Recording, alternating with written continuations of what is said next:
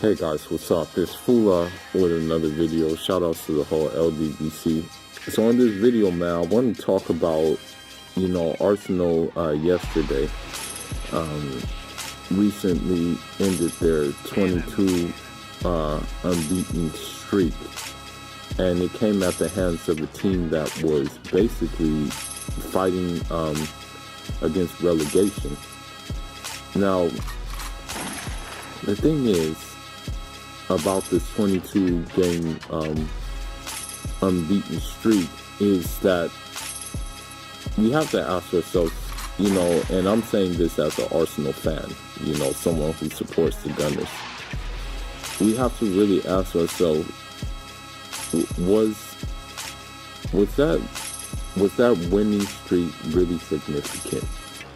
Did it really provide, Arsenal with some kind of upper hand when it comes to the Premiership? And my answer for that is no.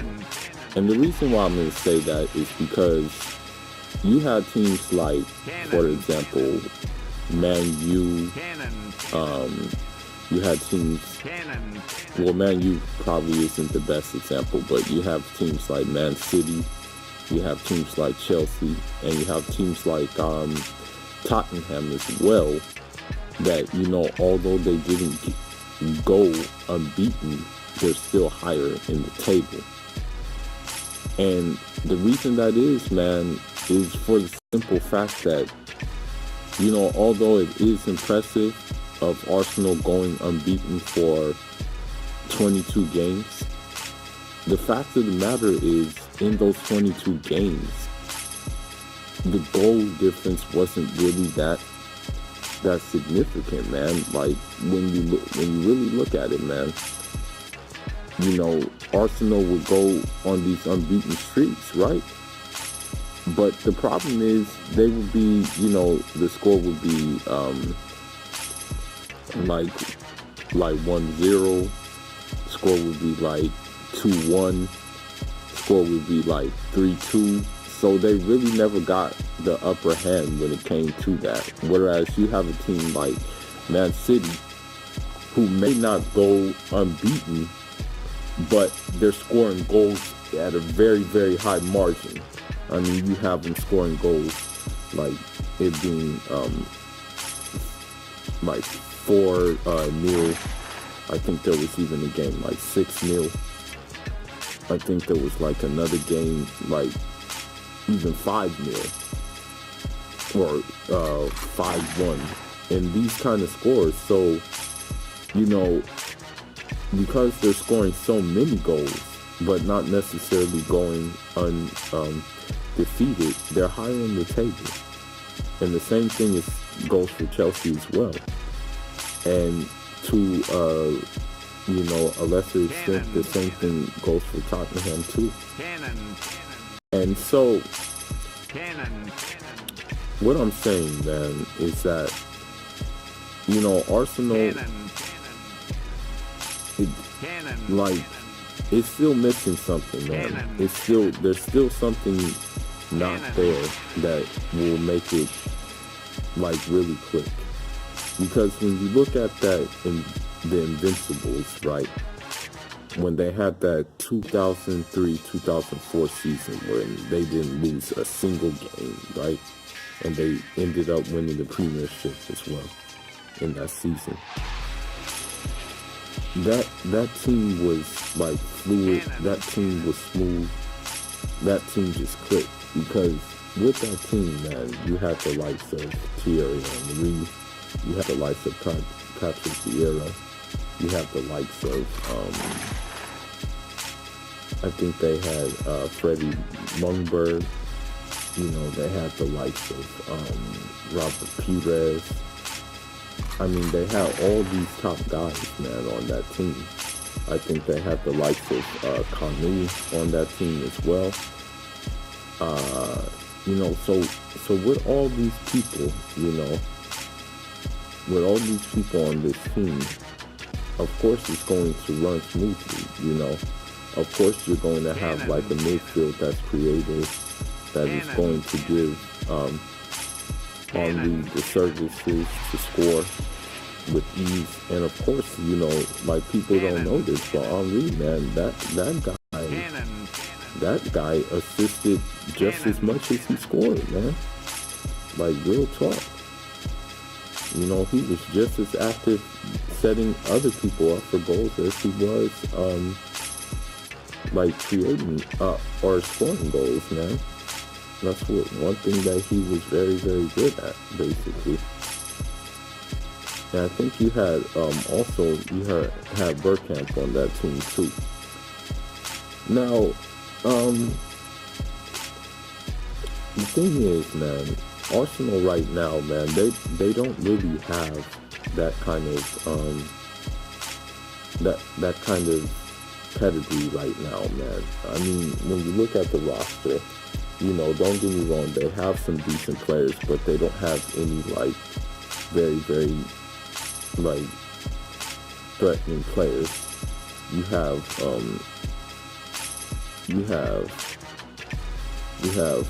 Aubameyang at 4, who is a very, very good player, but he needs more guys. You have Alex Iwobi, who's now playing a winging role, but has not really looked the part.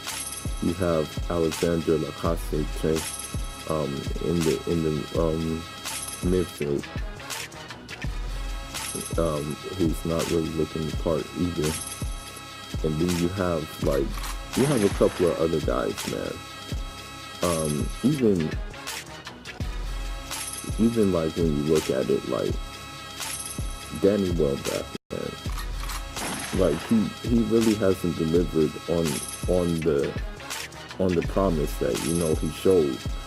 I mean, he's pretty much on the bench most of the time. You have that guy Mohamed El Neni, and yeah, like what has he done? Like, what has he really done to be like significant in the squad? Like, so Arsenal, like, at the same time, they still need to make a couple of like different purchases to really bring out the best in this team, and they're gonna have to go back to those days, man, where they have these guys that are similar to the 2003-2004 team, man, who are gonna step up to the plate.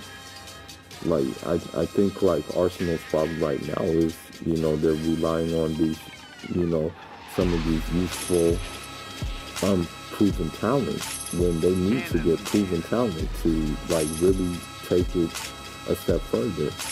And then they lost to Southampton, and what happened was they were trying to blame that loss on Mesut Ozil. And the thing with Mesut Ozil, man, is me personally, I really don't think he's over what happened to him for the Germany national team. I think that really psychologically affected him. And for those of you guys who don't know, man, Mesut Ozil, what he did was he took a picture with the president of Turkey, because he has Turkish roots, and a lot of people did not like that picture, man, and a lot of people were criticizing him. You have a lot of these like German right-wingers, talking down on him for taking that picture with that guy. And I mean, it just kind of like got to a point where you say, you know what, I quit the national team, man. You guys are, giving me the short end of the stick, and I'm not going to deal with this anymore. And so I think, like, with that being said, he still was affected by it, man. And I think it's affecting his game as we speak right now. And that's why he hasn't really delivered on anything as of late. He's not really that dynamic playmaker, But, with Arsenal, man, they're going to have to, like, really, like, change the guard, man. They can't just, like, get these guys who are, like, these young guys. They need to get some like established guys, man. Because the thing is with Arsenal is that, you know, when you had that team, when you had that invincible team, people wanted to go to Arsenal. You know, people wanted to come and play for them. And who wouldn't want to come and play for them? You know, you had guys like, you know, Emmanuel Adebayor, who went to Arsenal for the chance to, like, you know, rub off, like, let Henry rub off on him. You had guys like Cesc Fabregas, who kind of like prospered and learned so much football at Arsenal. I mean, you had these guys who, you know, knew that like this was a good situation they were coming into. You know, now that's not for certain. You know, many people don't know what's going to happen if they step into Arsenal, you know, because they've been so inconsistent for the last couple of years. I mean, it's been a very, very long time since they won a Premiership title. I mean, they've won, I think, a couple of FA Cup Shield trophies, but that's about it, man. And it's been kind of a long time since they've won outside of England, man, and just in Europe in general. So, I mean, while the 22 win streak is impressive, it's kind of in vain if you're still in fourth place, you know. It's like you guys stay undefeated, but like you guys didn't win convincingly, man, like you guys should have. And so, you know, I just wanted to make that video and talk about this a little bit. But leave your thoughts, leave your comments. Let me know what you think Arsenal needs to do.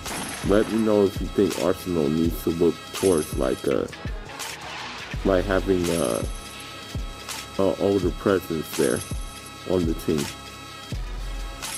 Older, more experienced players.